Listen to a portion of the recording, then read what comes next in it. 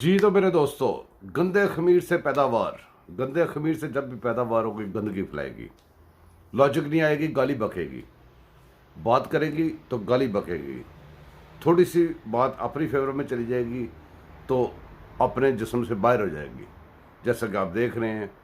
अब हुआ क्या, मसला यह है कि सीटें वो जी आज़ाद, ये फलानी नहीं जनाब, आपकी हुकूमत बनी थी इन्हीं सीटों के ऊपर, इन्हीं सीटों को आपने इस्तेमाल किया। बेशक आज़ाद थे या जो भी थी, आपके हो गए थे, ये आपकी 20 सीटें थी, उसके ऊपर से आपने 5 लूज़ की हैं और बाकी बहुत जल्दी और भी लूज़ करने जा रहे हैं। फिक्र ना करें, आप गालियाँ निकालें, आपका काम यह है, आपका खमीर से पैदावार ही गाली की हुई है और अब गाली की पैदावार है, आप हो ही गाली, लगे रहो। ये जिंदाबाद और मुर्दाबाद को छोड़ के अगर हम गौर से देखें कि हम कहाँ खड़े हैं, हमारा पाकिस्तान कहाँ खड़ा हुआ है, हमारे पाकिस्तान में जो आज का सिचुएशन बन चुकी है उसके ऊपर गौर फरमाएं कि पूरी जमातें बड़ी मेहनत करके, बड़ा सब्र और तम्बल के साथ बड़ा कुछ कर करा के एक पार्टी बना के इलेक्शन लड़के कहीं पहुंचते हैं तो फैसला किसके हाथ में जाता है? फैसला चंद मच्छर लोटों के हाथ में चला जाता है।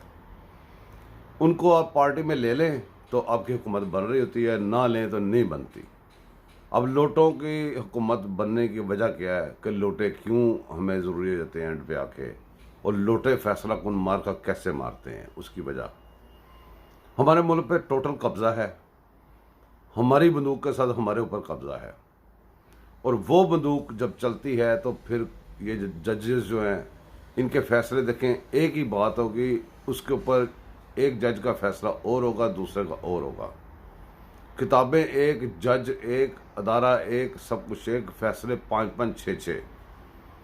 हमारा मुल्क जो कहाँ पे खड़ा हुआ है और कहाँ पे खड़ा था जब ये घिनौने मंसूबे शुरू हुए थे, जब ये कादियानी इसमें टपके थे। और अब जाके ये थोड़ी सी सीटें जीतने के बाद, वो भी हो सकता है जीती हैं, जिताई गई हैं, इनको ये भी पता नहीं है, ये शोर कर लेते हैं, मिठाइयाँ बांट लेते हैं, खा लेते हैं, डांस कर लेते हैं, मुजरे कर लेते हैं, फिर जाके तर्जमा करवाते हैं। जब तर्जमा करवाते हैं बेड़ा गर्क हो चुका होता है। पिक्चर अभी बाकी है मेरे दोस्त, ज़रा गौर फरमाएं, आगे चलें। अब फैसला वक्त ने ये कर दिया है कि ये कादियानी इमरान खान और कादियानी लॉबी और पाकिस्तान, ये दो चीज़ें इकट्ठी नहीं चल सकती। गारंटी है। कैसे?